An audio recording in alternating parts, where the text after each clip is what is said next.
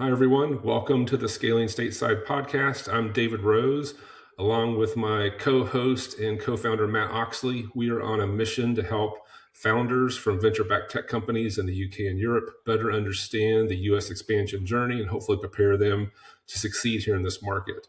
As part of that, we're having conversations with founders who've already successfully made that journey and hopefully hearing their experience and insights and what worked for them and what didn't work, hopefully make their journey easier. So with that, today we are very excited to have Riya Grover from Sequence with us today. Riya, please introduce yourself and tell us where you are in the world today. Thanks, both of you, for having me on today.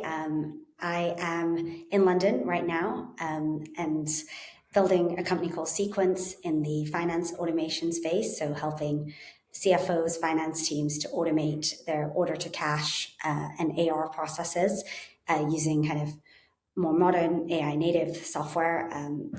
My journey here has been an interesting one, which we'll dig into today. I've previously founded another business and sold it, and then started my career before that in a sort of more traditional lens investment banking. Great. Well, we want to dig into kind of your background because it is a super interesting and not traditional path into entrepreneurship. So we always like that. But take us all the way back, Riya. What was your very first paying job?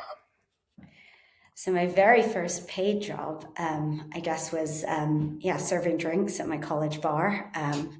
I think it was definitely minimum wage, potentially even below that, but maybe we don't want to talk about that.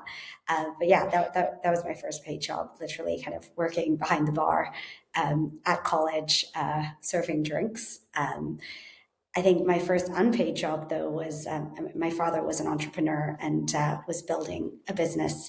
Actually, with both my parents were building a business together, and so I saw that growing up, and I think from around the age of 14 or 15, kind of jump in and help out with stuff, probably pretty low-level administrative stuff, but just really, I think, was part of building that company, both from a sort of personal perspective. I saw everything at the dinner table, but also would jump in and help my parents out over the weekend.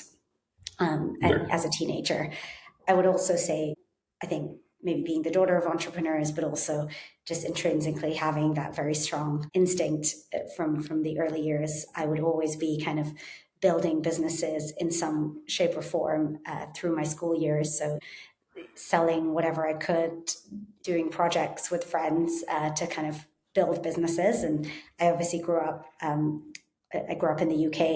I didn't know how to build software or websites, or certainly wasn't AI native naturally growing up. And so many of the kind of businesses that I was building were more traditional in nature. I can only kind of imagine what our kids are going to be doing as teenagers in a few years. But yeah, I would say entrepreneurship was sort of introduced to me through a number of different lenses pretty early on. And I would be, buying stuff at duty free and selling it, and creating lemonade stalls and designing products to then sell online from pretty early years. That's incredible. I mean, we hear that a lot. It's those early kind of childhood, I think, call them like the hustle years, where you're kind of absorbing it from parents, peers around you. I think never leaves you because it's always that, all right, how do I go on the next chapter, the next journey? So absolutely fascinating. One of the things I just love to ask is, you obviously have those like hustle years growing up, and then you went on this amazing journey into academia and ended up in kind of investment banking. And then you took the kind of the chapter into entrepreneurship. Can you just kind of talk through that? I'd just love to hear a little bit about that journey. Yeah, I mean, I graduated from Oxford.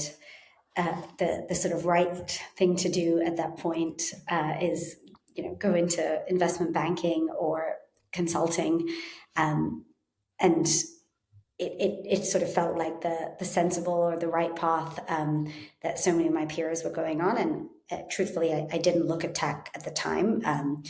Very few peers were going into big tech. It just wasn't as kind of well trodden a path, and so went to investment banking, actually really enjoyed my time there for a couple of years, but knew very quickly this wasn't the career path that I wanted to go on. It wasn't meaningful enough to me. It wasn't ultimately where I wanted to commit my life's work. And so made the decision after about 2 years in the investment bank to go and do an MBA at Harvard Business School. And then that was really, I think, for me, a segue into a completely new industry, and fell into tech, fell into software, and it was like no looking back from there.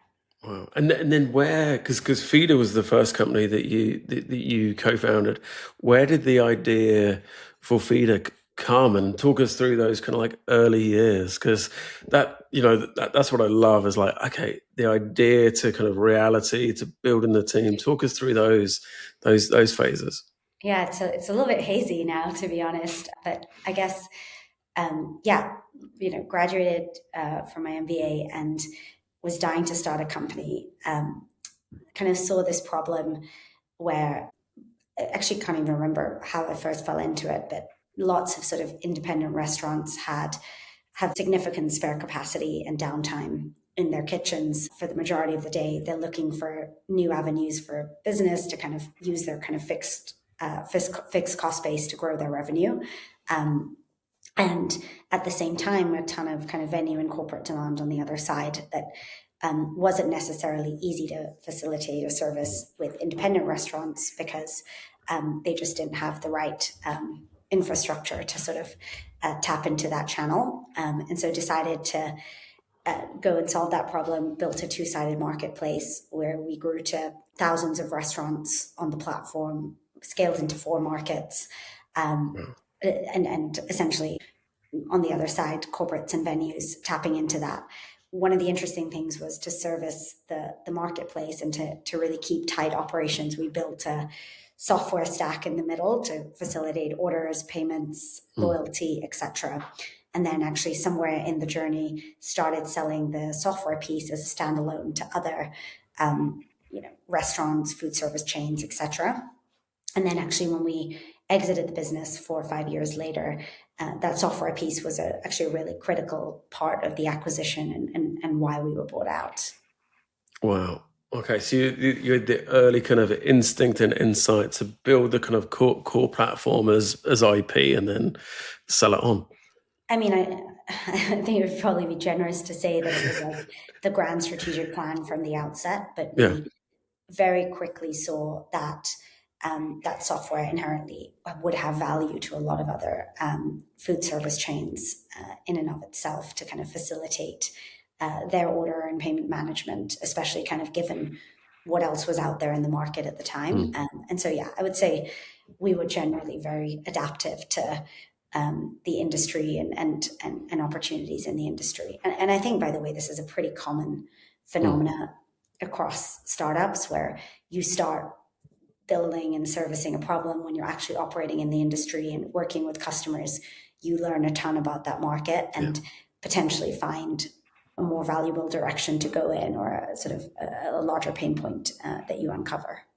And during Feeder, did you enter the US market with Feeder at all, or was that just? No, we didn't. We raised very little capital at Feeder. We kind of exited post seed round, and I guess the nature of the business was inherently sort of local by nature. You've got to build density in a locality, and the UK was a natural place to start, given that I was living here. And then we did enter into new markets, but Europe was the sort of default natural choice at that point. We actually didn't look at the US at all. Okay. And then, so you obviously went from Feeder to Sequence. Was there kind of a little bit of a, hey, I'm going to take a holiday, a time off? Was there an element of, crikey, can I do this again? Do I want to do this again?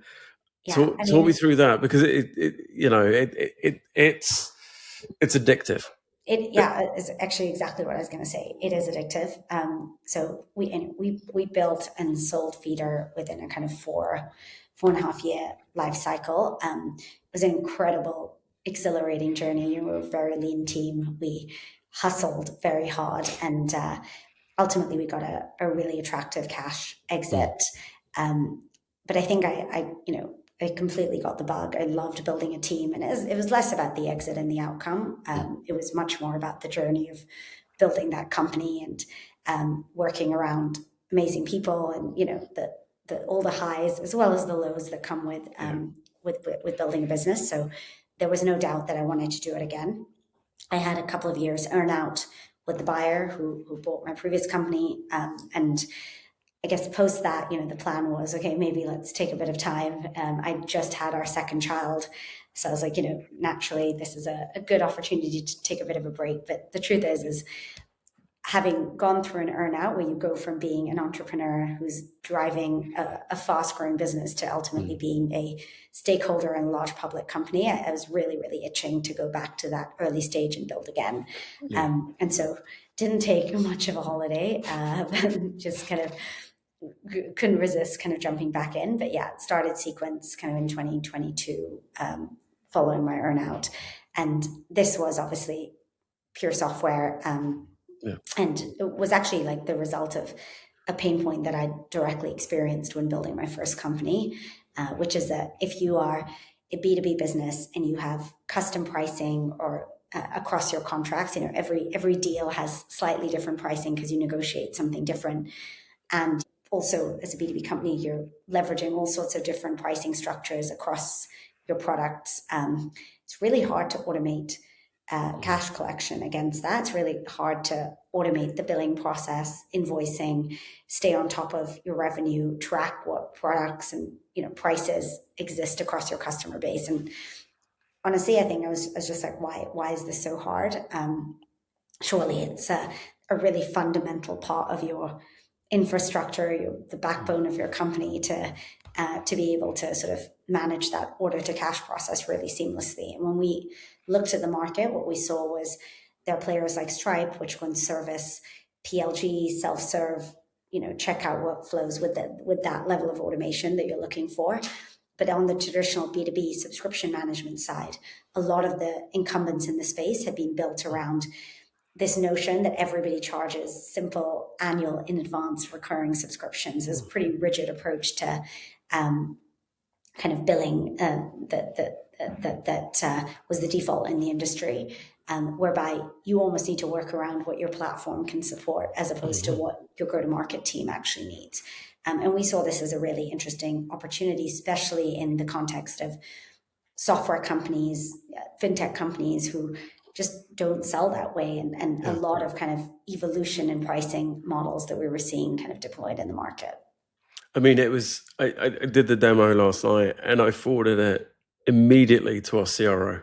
So it's a great tool that serves a kind of a gap that I don't think many people realize can be solved. So it's been awesome. Interesting for us because we obviously started pre-LLM era servicing this problem with just much more flexible pricing and billing infrastructure and much more flexible sort of workflow configuration within the product. But obviously when we've seen kind of huge technological shifts over the last couple of years, and we leaned in to capitalize on that very quickly because finance operations is a domain where agents, AI-based automations can work very well alongside human expertise.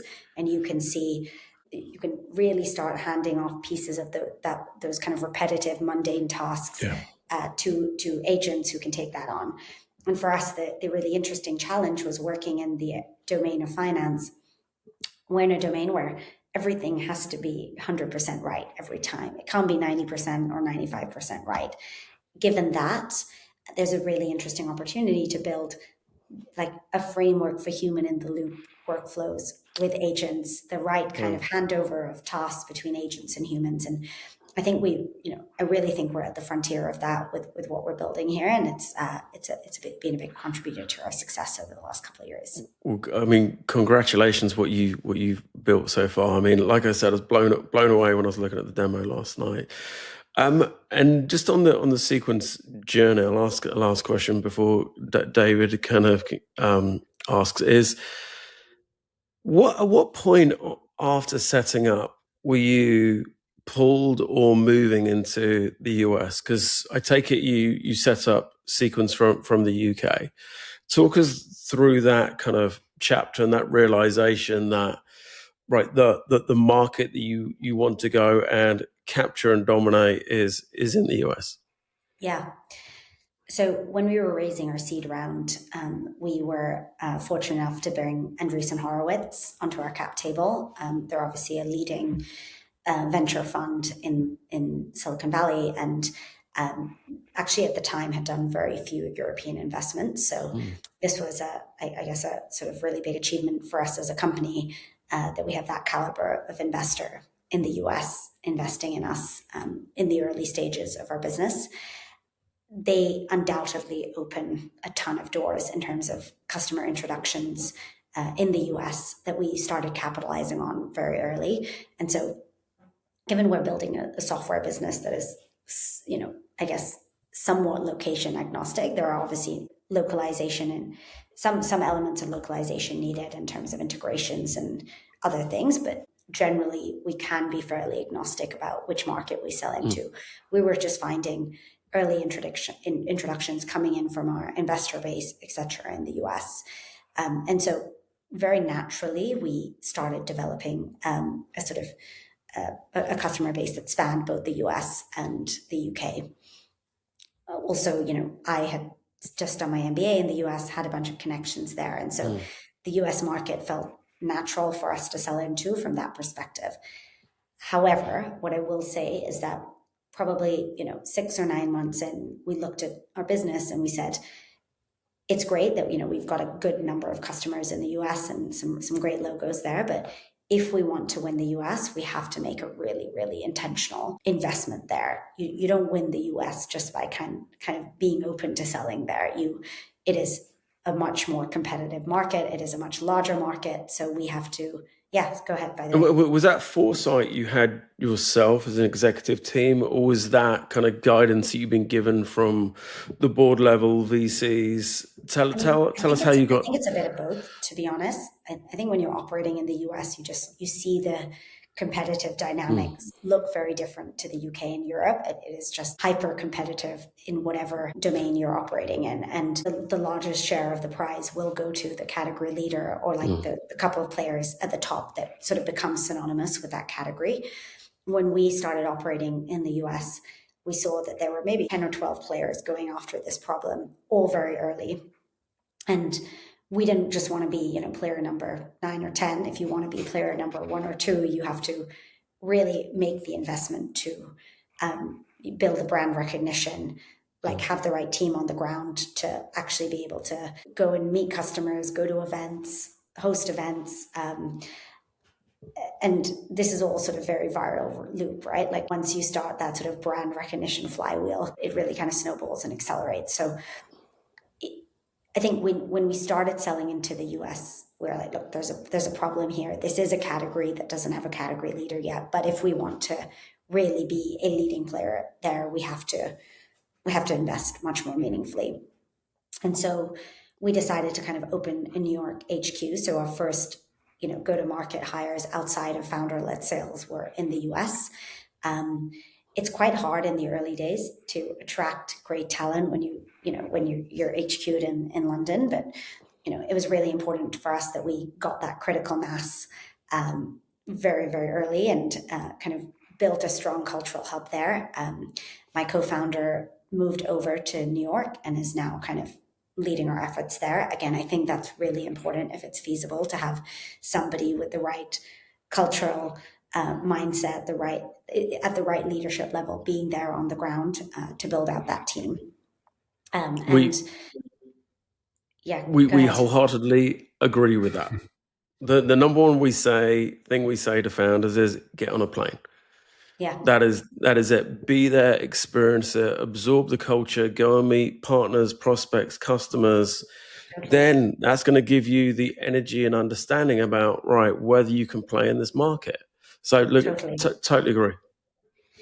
Yeah, and I think it takes time to build to a level of brand awareness where you're sort of well known in the market, and it's a lot of hard graft to do it. It's attending tons of events.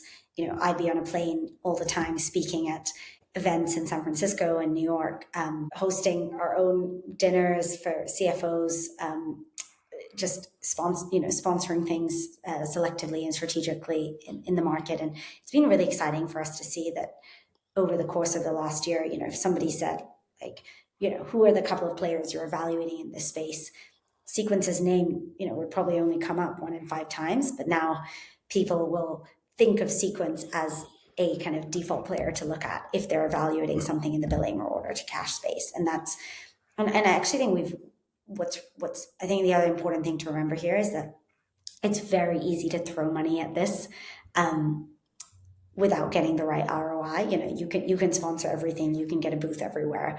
It's not necessarily going to give you the kind of efficient growth that you're driving for. And so we've had to be very selective about where we invest, who we partner with, what we sponsor, what events we do versus don't do to build that presence in an efficient way. And look, it's still a journey, right? Like we're still fighting for that market share. We're still, we need to keep the momentum up to make sure that we retain our position there.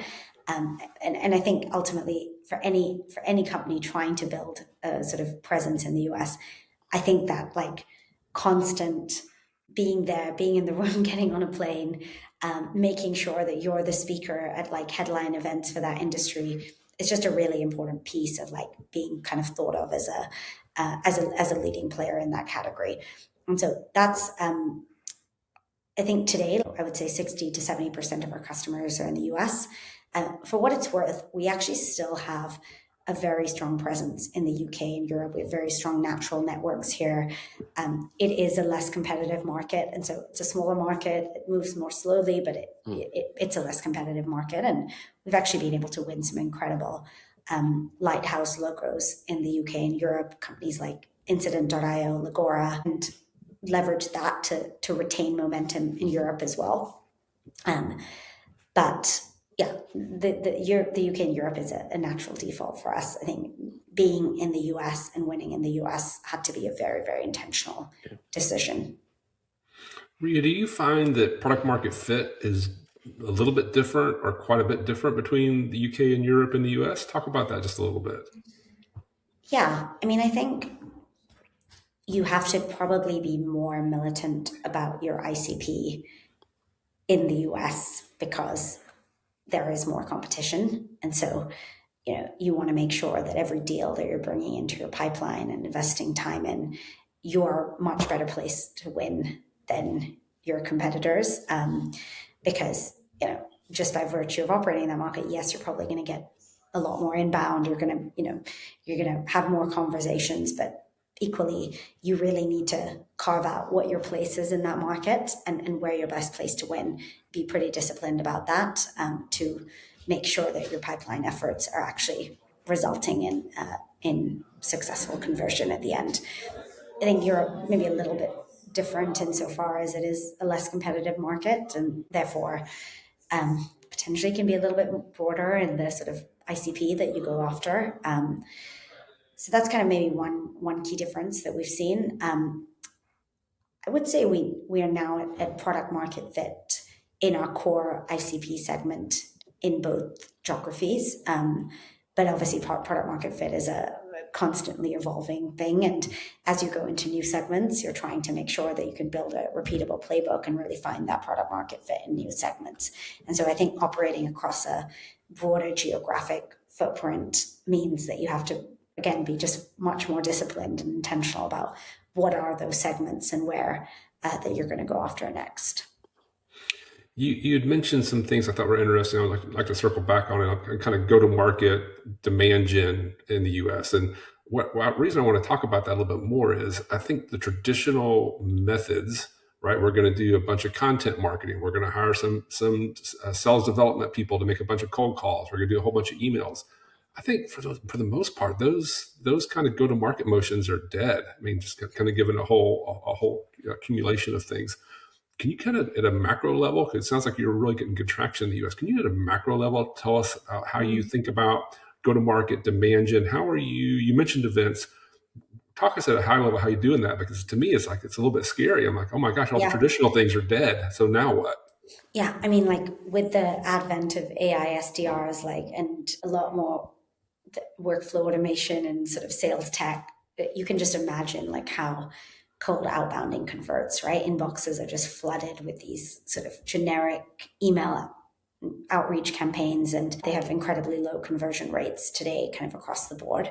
So I think to really win in whatever category you're operating in, you have to become a thought leader, and you have to kind of cut through the noise with something compelling to say. And how do you be a thought leader? You're constantly talking about your approach to the market, the product, the industry on LinkedIn.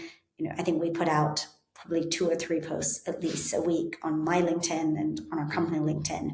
And that can be, examples of how our customers are using our product, how we think about AI and human in the loop in revenue operations, how we bridge the gap between sales and finance teams, how we compare to traditional incumbent solutions, just like consistently trying to build that thought leadership and that narrative across social channels. So that's very different to the sort of, let's just put some generic content out there, or let's just make sure that we're putting a blog post out every week, which has the right SEO keywords. This is much more about like, what are the few pillars that we want to make sure that everybody in the market knows that we excel on, and making sure that we're pretty thoughtful and intentional about that content that we put out, and making sure the cadence of that is regular. So I think that's been one really key piece for us. On the outbounding side, I think, cold outbounding is extremely saturated and sort of dead as a channel. It depends on the industry. I know some industries actually do use that still to success, but at least in B2B software, it's like pretty hard to cut through the noise.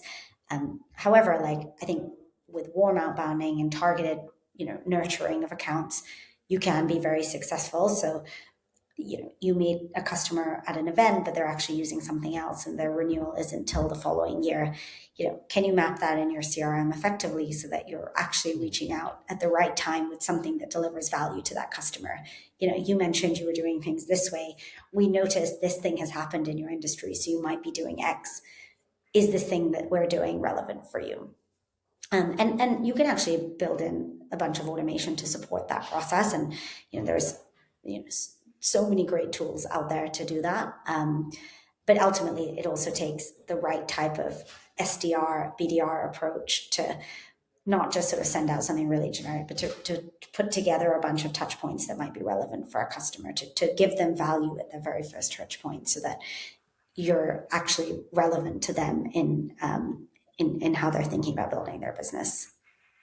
Yeah, definitely changed the B2B sales motions. Super interesting. Think about your own inbox, right? Like you open your email, and there's like 20 kind of outreach messages in there, and they're pretty generic. So I think also like part of the doing events, being at conferences, it's sort of a continuation of that thought leadership piece.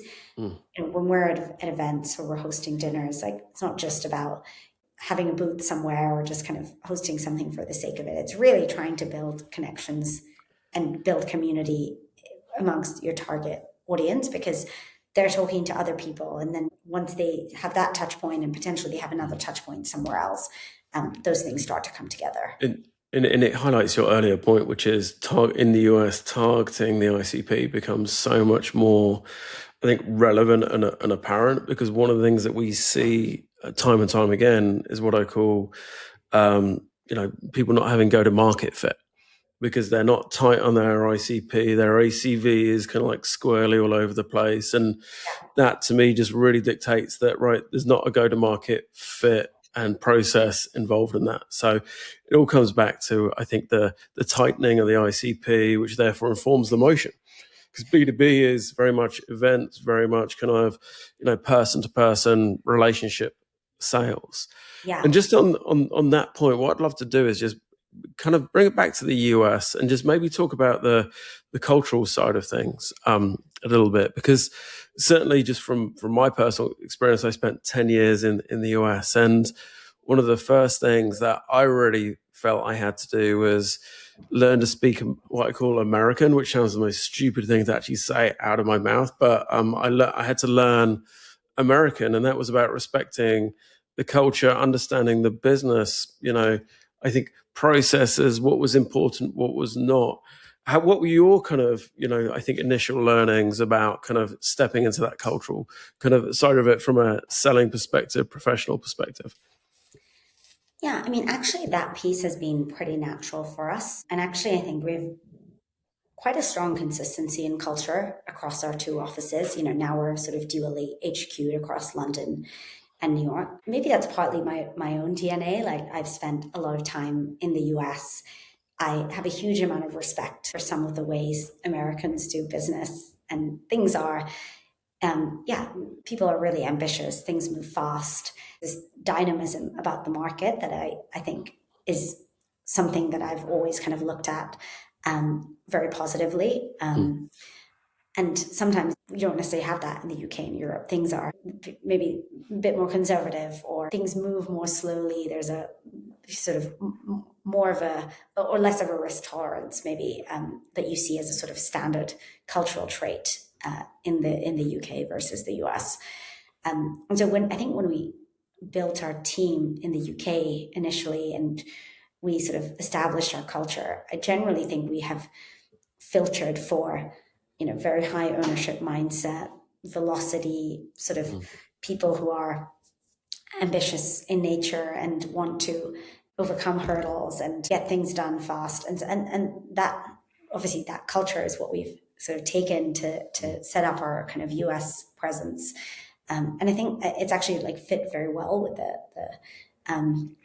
the type of people that we've hired in the US, and the type of culture that we're obviously building there as well. Because I think uniformity in culture is really, really important if you're going to be dually HQ'd. You don't want, a London team operating in a very distinct manner to your US team.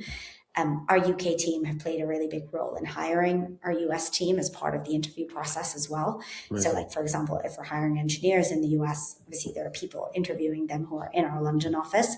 That's also helped to drive consistency in cultural attributes and fit across the two offices.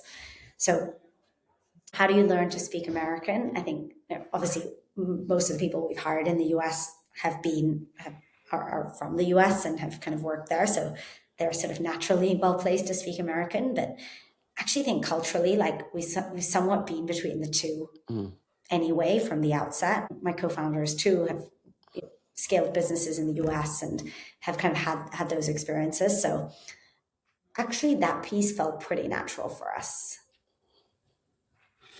Riya, you said something earlier when we were talking about the founding of Sequence I want to double click on. You just kind of casually mentioned that, we have Andreessen Horowitz on our cap table. That's one of the top brands of venture capital on the planet. So let's go back and revisit that.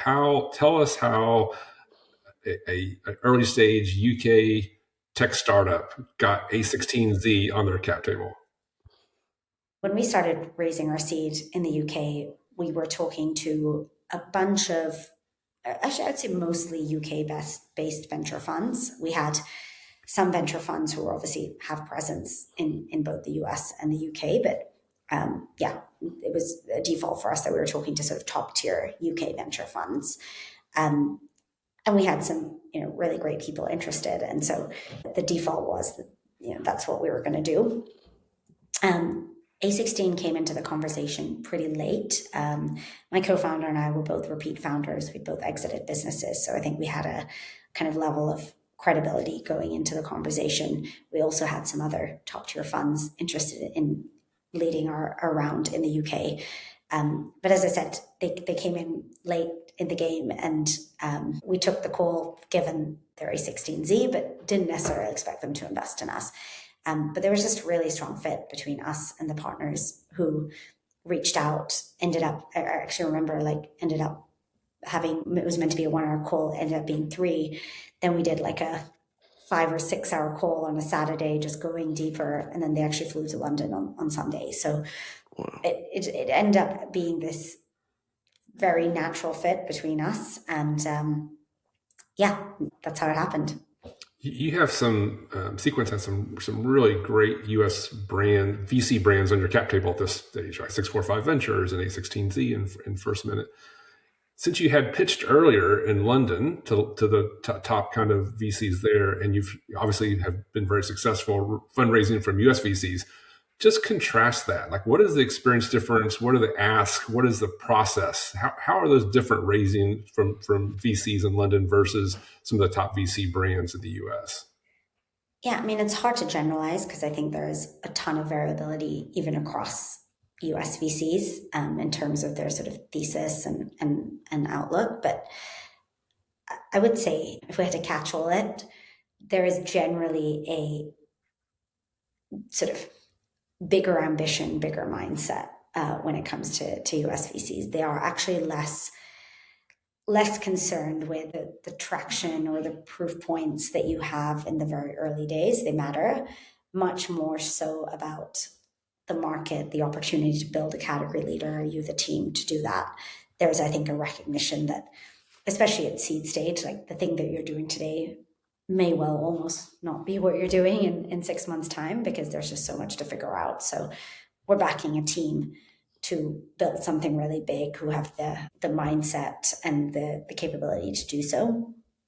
And again, like even when raising our Series A, I think it's much less on maybe the exact revenue number or the revenue efficiency, but much more so about the category, the market.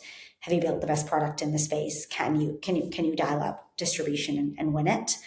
And really sort of looking for people who have that very large outcome vision and want to sort of entirely redefine a category that they're operating in, versus the UK and Europe, where maybe there is a little bit more emphasis on the numbers, the efficiency of the growth, and the sort of more sensible multiples applied to potential outcomes.